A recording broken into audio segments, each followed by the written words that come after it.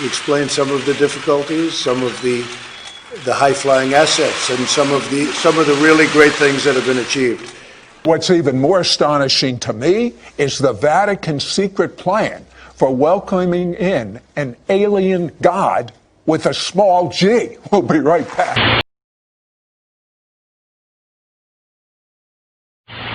If this leaks out to the American public, society could collapse. It could just get hysterical and simply collapse. So they kept it a secret. The Nazis were, at the very last 2 years of the war, working on secret project. Their ultimate scheme was the Flying Disc Project, a concept based on Vril Society ideas. We can clearly read in the 1930 pamphlets published by the Vril Society that, yes, there were blueprints. There's even a whole chapter explaining what an ideal spaceship might look to them if the right technology was being used. Yeah, the Vril sources were actual blueprints. I know that devices were built with the technology that the Vril Society was propagating well before the Second World War. Let's go to one of these that is so important to July 4th, 1947. Look, see those all-cap letters? IPU, date 04 July 47. What was happening Roswell. that we know exactly? IPU stands for Interplanetary Phenomena Unit. That's it. And this is directive to Lieutenant General Twining from Dwight Eisenhower in the general chain of command. And what he's doing is you will proceed to the White Sands Proving Ground Common Center without delay for the purpose of making an appraisal of the reported unidentified objects being kept there. This is not only disclosure, it's confirmation. I mean, that's incredibly fascinating to me. And in many ways, Giorgio, this is one of the more astounding documents because this is General Nathan Twining. And what is he talking about? Upon examination of the interior of the craft, a compartment exhibiting a possible atomic engine was discovered. At least this is the opinion of Dr. Oppenheimer, Robert Oppenheimer, the one who made the bomb.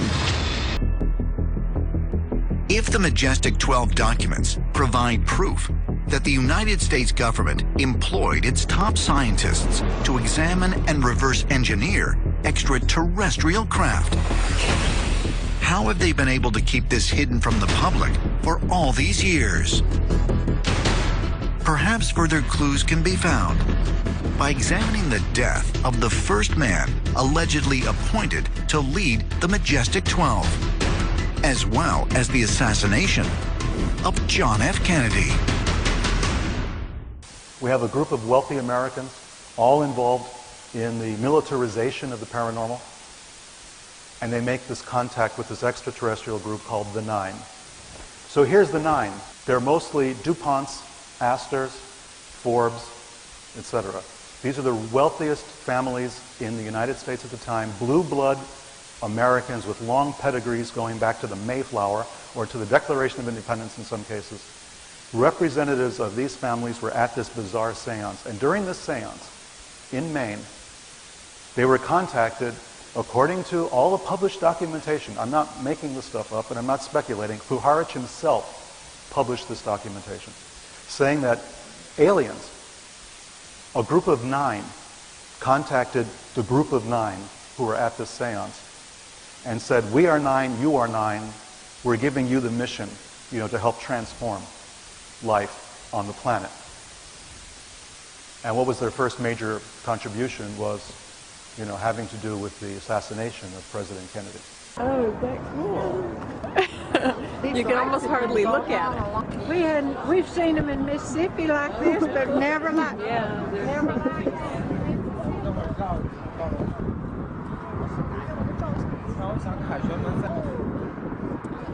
Whoa! You are elected and you learned that the government knew aliens had visited Earth and the public didn't know. Would you want the public, would you sure the public found out? Well, it depends on what these aliens were like, and whether they were Democrats or Republicans. A former NASA astronaut has raised more than a few eyebrows this morning with claims that aliens exist and that the government has been covering it up for the last 6 decades.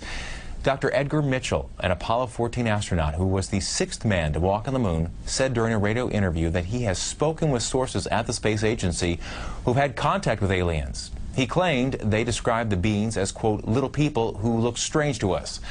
A NASA statement denied any cover-up about aliens and said, quote, Dr. Mitchell is a great American, but we do not share his opinions on the issue.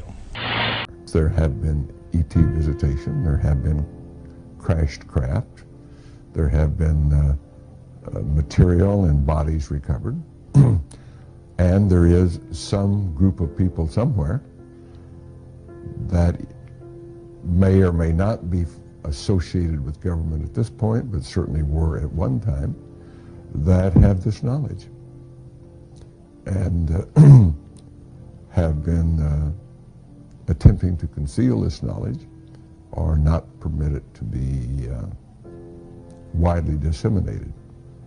So who do you think is in control of this knowledge at this point? I cannot answer that.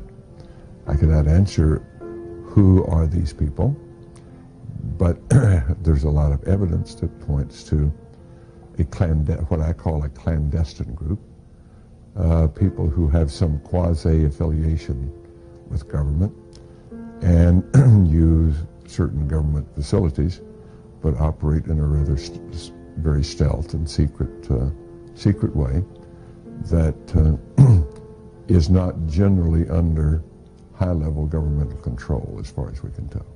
Yes, there has been ET visitation and may continue to be. There has been craft that have been recovered. There has been a certain amount of reverse engineering that has allowed some of these craft or some components to be duplicated, and that there are humanoids from our planet, Earthlings, who are utilizing some of this equipment in certain ways, and that perhaps a large part of the activity that's classified as UFO activity, abductions and a whole host of this type of activity, may very well not be due to ET activity at all. I would suspect if any is due to ET activity, it's a rather small part, and that a larger portion is due to humanoid type activity, Earthling type activity, in a very clandestine fashion. Sort of instill a fear of... Well, I will stop short of attaching motivation to this. I don't know the motivation. But if it's normal human motivation, it has to do with power and control and greed and money and so forth. Those type of craft, humongous, very, very large craft, the size, so-called, or reportedly, the size of many football fields, that would be very hard to manufacture, conceal, and operate from an Earth base. It would seem if that account is true at all, it probably would have to be something beyond this realm. I'll tell you what, very few Christians, Protestants, or Catholics understand what you're about ready to understand right now. But there are secret plans for welcoming. The Vatican will welcome in this alien from another planet as God. Tell me about that. Well, Sid, you know, when you look at Bible prophecy and it talks about a one world government and a one world religion, you know, you see how divided the world still is. And, you know, we have to think that something unprecedented is going to occur that would unite the world under one heading like that. Now, Ronald Reagan gave a speech to the United Nations where he said how quickly our differences would be resolved if we were faced with an alien threat from outside this world. I mean, this is in the 80s. He gave this speech in the UN. This great Catholic astronomer, the #1, is operating with something called Project Lucifer. What is that? Well, up on top of Mount Graham in Arizona, there's an observatory complex that consists of 3 very high-powered telescopes. One is the Vatican Advanced Technology Telescope. There's a radio telescope, and then there's one called the Large Binocular Telescope. This is the most powerful telescope in the world. In fact, they told us they can get better images of space than the Hubble Space Telescope can. Now, attached to this telescope is an infrared camera named Lucifer, which is really a kind of an odd name for a camera. And you know, from the information that we gathered, this thing was named by the Max Planck Institute and some German astronomers. But the Vatican is part of this conglomerate up there, that they're all working together. Now, what this instrument's used for is astrobiology, for looking for exoplanets, looking for other worlds. And the infrared spectrum is also very useful for seeing things that can't be seen with the naked eye. And many UFO researchers have noted that you can see a lot of ships and entities that you normally can't see. Tell me about what the Vatican astronomers are telling you, or what others, experts, I mean, you had a research team. Right. Tell me a few of the things they're telling. Well, first of all, the day that we spent it on Mount Graham, the entire day there, we had the Jesuits speaking to us face to face. We also had systems engineers. It was astonishing, the access that they gave us. And one of the things we found amazing in the use of the Lucifer device and even the other telescopes is how commonly the astronomers spoke of UFOs. We were just taken back by the fact that it was almost a nuisance to them that there are so many. I have to tell you, UFOs, I mean, I think that's like science fiction, to be quite candid with you. But I told my staff about this interview, and one of the staff members said when he was 12 or 13 years old, he saw a UFO, and they visited him and talked to him. I mean, and that's just a small group of people. And statistics say 1 out of 2 people in America believe in UFOs, unidentified flying objects. And we're hearing now reports all over the world. When Father Malachi Martin was asked, why is the Vatican, why do they have a presence on Mount Graham? And one of the things we haven't had time to talk about is Mount Graham is sacred to the Apache. It is a stargate through which they've, for centuries, have seen creatures that come, that move back and forth. Now, this is right in Arizona. This is in Arizona. And in fact, their creation mythos is that a disc came down and a bearded guy in the disc, who was the father of creation, was what established Mount Graham as a holy mountain. Well, anyway, when Malachi Martin was asked, why is the Vatican on Mount Graham? What are they doing up there? He said that they're using their telescope to watch something. And when he was pressed on the question, he said it's because at the highest levels of the Vatican governance, they know what is approaching the earth, and it will be of the utmost importance in coming years. They're literally watching something with the Lucifer device that is approaching planet Earth. Just finishing up, this is the Vatican now, a 5-day conference on aliens. Did the Vatican find alien life? You know what? As sensationalistic as that question sounds, it's really not that far off from what we've seen in the news over these last days. Now, you as a Roman Catholic priest, you're open to science, is what you're saying, correct? Without a doubt, not only open, Bill, but we have to respect science in its own field. How would it change the church's teaching then? Well, if you consider for a moment, if you determine that there is extraterrestrial life there. Well, one thing would be fascinating would be not only extraterrestrial life, but if it were extraterrestrial intelligent life forms. That would definitely make us go back and say, maybe our understanding of perennial truths needs to be updated. Now, the way we look at it is this. It's not about whether or not God was the creator, but rather how he created. Yeah, it's extraordinary. We even had the opportunity to go to Mount Graham in Arizona, which is where their Vatican Astronomical Technology Telescope, called that, where it's at, where the Vatican's astronomers study the deep space. And in the course of doing that, getting permission through the Arizona State University to go there to meet with their astronomers, the Jesuits who are there, We also got access to top astronomers that work in Rome, including an astronomer by the name of Guy Cosmonalgo. He's one of the top astronomers for the Vatican.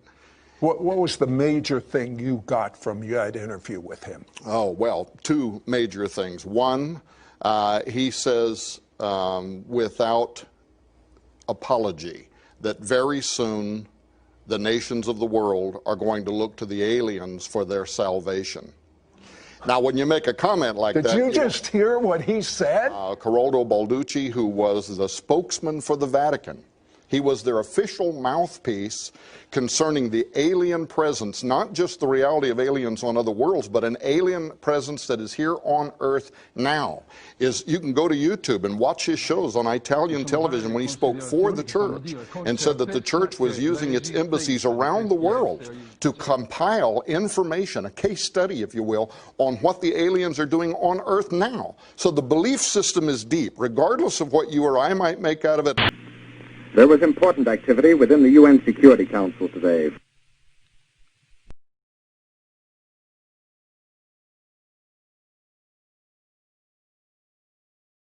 In 1954, President Eisenhower supposedly met with extraterrestrials in Palm Springs at Edwards Air Force Base, otherwise known as Muroc. And there's a lot of whistleblower testimony about his presence at this meeting. He was just as probably alarmed or shocked as anybody, you know, realizing the larger picture. But with all the whistleblower testimony about these different encounters, I pretty much side on the fact that he did make contact. Abductions occur on a daily basis throughout the United States to at least 10% of the population. And when we first became aware of this, we protested to the little gray being that we held in the captivity at the YY-2 facility at Los Alamos. But a deal was struck that in exchange for advanced technology from the aliens, we would allow them to abduct a very small number of persons, and we would be periodically given a list of those persons abducted. We got something less than the technology we bargained for and found that the abductions exceeded by 1,000,000-fold what we had naively agreed to. In 1954, President Eisenhower met with a representative of another alien species at Muroc Test Center, which is now called Edwards Air Force Base. This alien suggested that they could help us get rid of the Greys, but Eisenhower turned down their offer because they offered no technology. At this point, it became apparent to all involved that there was no such thing as a God, at least as the public perceives God. Certainly some kind of computer recorder stores information, and an occasional miracle is displayed by the aliens to influence a religious event. So this so unnerved Eisenhower that he had "In God We Trust" put on paper money and coins and put into the Pledge of Allegiance to reaffirm the public belief in God. Shortly after this, it was determined at meetings between the U.S. and Russians that the situation was serious enough that a Cold War should be manufactured as a ruse to divert attention of the public away from UFOs and towards some other scary threat, the H-bomb. Wow. It was also decided to keep the ruse secret from any elected or appointed official within both the U.S. and Russian government, as long as it took so long to vet these officials, and the ruse was easier to manage if the top people didn't know about it. In the late 1950s, NASA was formed to compartmentalize, containerize, and sanitize information from all space platforms and vehicles. We sold NASA to the public, claiming that all information would belong to them. Actually, they got very little, and even that was highly sanitized. Our first efforts were to keep the public from learning about Venus, and that it's a similar planet to Earth, and that its population is very similar to us, but more technologically advanced. We have learned a lot from them. Starting with the Russian Venera 1 and U.S. Mariner 2, we made Venus look like a lead-melting volcanic surface spewing sulfuric acid into a pressurized atmosphere 90 times that of Earth. And was often the case we overdid it and wondered why no one ever asked how a parachute survived a descent into 800-degree air. We set up operations in Pine Gap, Australia to preclude any prying eyes trying to figure out what we were up to. We regularly eliminated, through extreme prejudice, anybody who was part of the operation and made the least little tiny threat about disclosure or satisfaction with the operation. Any space mission that included Mercury, Gemini, Apollo, Mariner, Voyager, Clementine, and all the rest, all data initially came transmitted to Pine Gap, and then it was relayed to JPL or wherever after the sanitizing. We had a little trouble with amateur radio operators, but we figured out when they figured out how they could intercept these signals, but we managed to deal with that. When the Russian threat began to fade, we introduced Vietnam, which kept the public occupied for over 10 years. The cover-up and the personnel to run the operation began to get bigger and bigger and required more and more money. We were forced to inflate the defense budget, which soon was not enough. Then we got into the drug business, which was still not enough. We were the ones that looted the savings and loan industry and Wall Street to boot. It is so out of control now, most people want immunity and want out. But there is so much secrecy and so many double and triple blinds in place that it is unlikely that this thing can ever be dismantled. And even if you give us the go-ahead to spill the beans to the public, it's unlikely they will get anything more than, yes, we recovered a flying saucer, and yes, there was an occupant, but that's all we're going to tell you. So go ahead and roll the tape for Mr. Bell. What you see here are the human mutilations look like. That one was a male about 27 years old. Now, that film is of dead aliens being pulled from the wreckage of their craft that crashed in Atlanta, California in the 50s. That craft you see over there was over 250 feet in diameter and had to be buried on the spot. That site is in Utah near Dugway Proving Grounds. The object that you're looking at now is the Kecksburg Acorn, which was brought to Wright Pat in the middle 60s. There's Frank Drake trying to force information out of a being tied down to that stretcher. He was supposedly from Tau Ceti. These pictures you're looking at now are the structures on the moon. That's the tower in Sinus Medai. It's over 7 miles tall. And that thing there is what we call the Colossus of Agurum in Mare Crisium. We don't know what it does, but the machine itself is bigger than Brooklyn, New York. Now, those are videos of the domes covering the craters. You can see that some are in a very advanced state of decay. Now, these are 5-second slides of the 18 different alien species we are looking at. That one there is the most gruesome looking. The guards at one facility are carefully indoctrinated over a period of several months, being shown pictures similar to, but not exactly like the alien.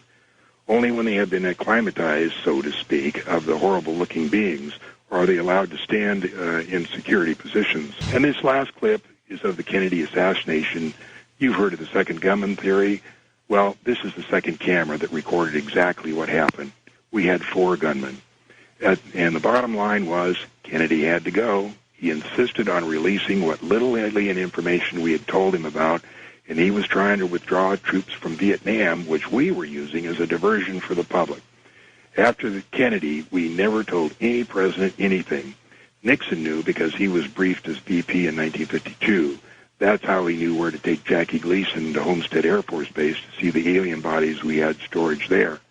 In the councils of government, we must guard against the acquisition of unwarranted influence, whether sought or unsought, by the military-industrial complex. How did we do it without space?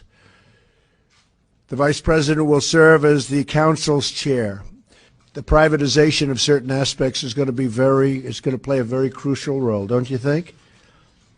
They are truly into it. I will say that's not easy because everybody wants to be on this board. People that you wouldn't have believed loved what we're doing so much. They want to be some of the most successful people in the world want to be on this board. The human soul yearns for discovery. By unlocking the mysteries of the universe, we unlock truths within ourselves. That's true. Our journey into space will not only make us stronger and more prosperous, but will unite us behind grand ambitions and bring us all closer together. Wouldn't that be nice? Can you believe that space is going to do that? I thought politics would do that. Well, we'll have to rely on space instead. If the world of 1916 was complex, or the world of 1945 was complex, the world of 2016 is intensely complex. And I can tell you that from personal experience, and I know there's many others who can tell you that as well. And you will graduate and be in that world, and you're going to be leading the soldiers and the sailors, the airmen and the Marines in that world. You'll be dealing with terrorists. You'll be dealing with hybrid armies. You'll be dealing with little green men. You're going to be dealing with tribes. You'll be dealing with national leaders and local leaders. You'll be dealing with politics and economics, and you'll be dealing with direct fire and indirect fire. And you're going to be dealing with it all. And it's all going to be dealt with simultaneously. These are real, not imaginary. There is a lot of material out there. There's a lot of scientific material. There's a lot of junk out there about UFOs. Do look at the scientific material. There's a great deal to be learned. And let me give you one little thought. The most likely place that some of our visitors are originating from, one of two stars that are only 39 light years from here. That's just down the street. But these two sun-like stars are only an eighth of a light year apart. They're 30 times closer to each other than the sun is to the next star over. They're 1 billion years older than the sun. They have had plenty of time and plenty of incentive to develop means for travel between the stars. And even if they're only 500 years ahead of us, think what wondrous technology they will have. Now, our audience would be interested in hearing your take on who these UFOs would represent. Usually the interpretation is that they come from other planets, maybe from Epsilon Eridani, some exotic star in some other part of the galaxy, and they're here to help us out. Assuming that UFOs are real, and assuming they've been seen by our top people, are they from other galaxies, other planets, or maybe it's something else? Yeah, well, my study into this area led me to conclude that if this is technology, it's technology, nuts and bolts type technology that is something entirely different than the kind of fabricating of metals and the use of fossil fuels that we're accustomed to here on Earth. In addition to that, these things seem to behave sometimes more like living organisms, intelligent. They seem to be able to move in and out of our reality. Maybe they are 10-dimensional, maybe they are 5-dimensional, maybe they have a known science that is something that is far surpassing anything that at this point, at least in our development, we can even begin to comprehend. But I agree that even on the secular side, secular researchers, the best of secular researchers have agreed that these things are behaving in a way that is comparable to angelology and demonology, that they seem to be a kind of intelligence that may even be at war with each other, certainly are using the human race when possible. Not from another galaxy, but from another dimension. From another dimension, maybe. Now let me read what you have written here on page 1 from the transcript. Neil Armstrong reportedly mentioned seeing, quote, strange lights, end quote, on the moon and said, "We have company," before Mission Control switched off the live feed. And then it is said that this was picked up by ham radio operators. What's there? Mission Control calling Apollo 11. Apollo 11 said, "These babies are huge, sir, enormous. You wouldn't believe it. I'm telling you, there are other spacecraft out there lined up on the far side of the crater edge. They're on the moon watching us." It's very obvious to me that through the years, the accumulated evidence for the UFO phenomenon, for the anomalies on Mars, the crop circle phenomenon, that right now there's this tremendous paradigm collision going on. There's a conflict between two very different points of view, and the forces that are covering this up and obfuscating and steering people away from orderly inquiry, I think is a crime against humanity.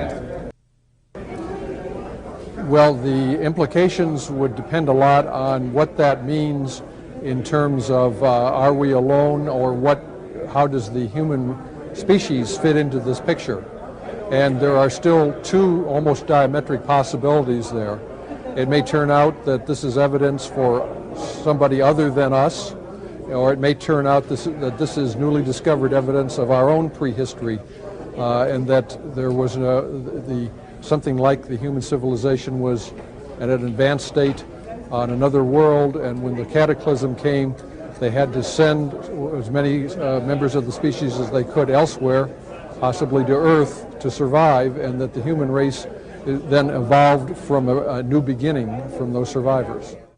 There is abundant evidence that we are being contacted, that civilizations have been visiting us for a very long time, that their appearance is bizarre from any kind of traditional materialistic Western point of view, that these visitors use the technologies of consciousness. They use toroids, they use co-rotating magnetic disks for their propulsion systems. That seems to be a common denominator of the UFO phenomenon, and how they can manipulate time and space locally so that they can have their own anti-gravity propulsion and their own field of energy that's isolated, gravitational field, electro-gravitational field that's different.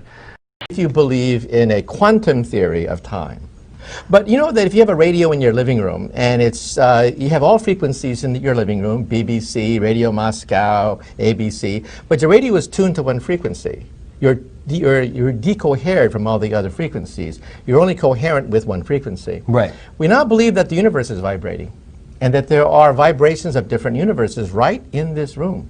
There are the universes of dinosaurs, because the comet didn't hit 65 million years ago. They're the wave function of aliens from outer space, looking at the rubble of an Earth that already was destroyed, all in your living room, except we have decohered from them. We're no longer in tune with them. We don't vibrate with them. Therefore, our universe is tuned to one frequency, our universe. But it means that probably there are other parallel universes in your living room, and believe it or not, this is called modern physics. Now, we don't like to tell chemistry students and first-year students the idea of parallel worlds, because it would upset them. You know, they might go crying, crying to their mother. But hey, get used to it. This is the modern interpretation of the quantum theory, that many worlds represents reality. The world is like a ride at an amusement park, and when you choose to go on it, you think it's real, because that's how powerful our minds are. And the ride goes up and down and round and round. It has thrills and chills, and it's very brightly colored, and it's very loud, and it's fun for a while. Some people have been on the ride for a long time, and they begin to question, is this real, or is this just a ride? And other people have remembered, and they come back to us, and they say, hey, don't worry, don't be afraid, ever, because this is just a ride, and we kill those people. Shut him up. We have a lot invested in this ride. Shut him up. Look at my furrows of worry. Look at my big bank account and my family. This has to be real. It's just a ride. But we always kill those good guys who try and tell us that. You ever notice that? And let the demons run amok? But it doesn't matter, because it's just a ride. And we can change it anytime we want. It's only a choice. No effort, no work, no job, no savings of money. A choice right now between fear and love. The eyes of fear want you to put bigger locks on your door, buy guns, close yourself off. The eyes of love instead see all of us as one. Here's what we can do to change the world right now to a better ride. Take all that money we spend on weapons and defense each year and instead spend it feeding, clothing, and educating the poor of the world, which it would many times over, not one human being excluded, and we can explore space together, both inner and outer, forever in peace. Thank you very much. You've been great. I hope you enjoyed it.